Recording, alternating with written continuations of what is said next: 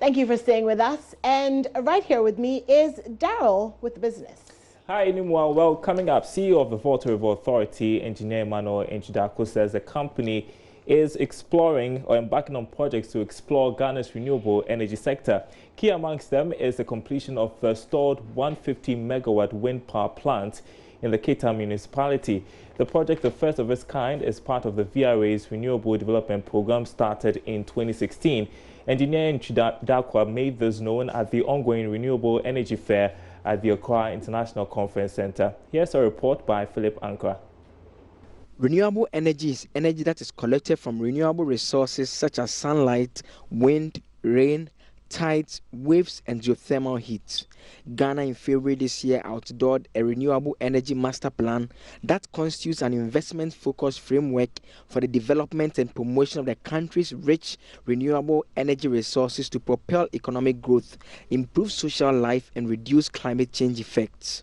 When implemented, the plan is expected to help the country achieve some targets by 2030. These include increased penetration of renewable energy in the national energy mix from 2015 baseline of 42.5 megawatts to 1,363.63 megawatts. According to the CEO of the Volta River Authority, Engineer Emmanuel Enchidako, Ghanaians must embrace this technology. Mr. Chairman, we look forward to developing Ghana's first large-scale wind power project. It is our anticipation that we would successfully complete the 150-megawatt wind project, which has been on the drawing board for a while. These projects are to be located in the Keita and Adam municipalities in the short to medium term. That's when we want to implement them. We also intend to start next year a pilot floating solar project on the Pong Hydroelectric Dam head pond at Akuse to test the feasibility and adequacy of the operation of this technology in Ghana. This is at the cutting edge of solar power generation, and we want to be part of it. And we do think that the entire country should be part of this technology that is really new. The Ministry of Energy has also undertaken a feasibility study to ascertain the availability of biomass fuel in the country. This was made known by the Senior Minister Yao Safomafu. On the biomass front, the Ministry of Energy has recently conducted a nationwide study on the biomass resources available in the country in order to promote the use of biomass for the generation of heat and power in the country. The ministry is therefore putting together a comprehensive action plan to undertake this promotion. Shortly, we shall be seeing a pilot utility-scale biomass-based power generation plants, which would be feeding their electricity into the national grid. The Renewable Energy Fair is on the theme Opportunities for Renewable Energy and Energy Efficiency in a Constrained Energy Sector. For JoyNews, Philip Ankara reports. Now, the trade tension between Nigeria and some of its neighbors is deepening as that country still keeps its borders closed since August. The Ghana Union of Traders Association, GUTA, has described the move by Nigeria as inappropriate, warning of severe implications for local traders. Charles Aite has more.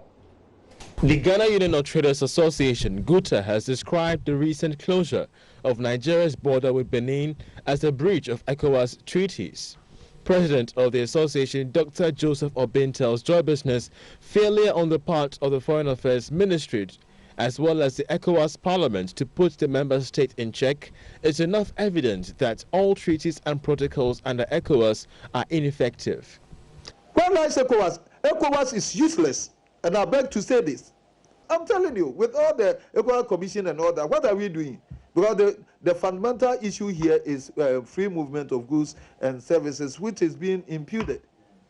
There's nothing. ECOWAS is all about free movement of goods and services. And one country has closed its borders to all others. And so it nullifies the ECOWAS treaty. Nigeria's President Buhari had ordered a partial closure of the border to prevent smuggling of cheaper commodities with Benin in August. However, the borders with all other neighboring countries were shut down completely this September. Dr. Joseph Obin argues the issue, if not checked, could hamper the Continental Free Trade Area. These things have to be looked into, not that we rush the whole thing and then fail at the end of the day. So we should be able to even see how we can harmonize our investment laws in the wake of the Continental Free Trade. Because if we are doing this, our investment laws cannot be treated in isolation, apart from the Continental Free Trade area.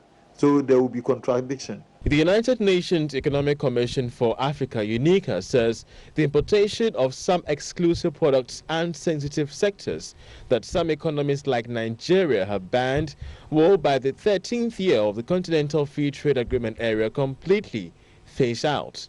So far, the Nigerian government insists there is no end in sight to the partial closure of land borders until the condition of smuggling is checked for the mutual benefit of all neighboring countries.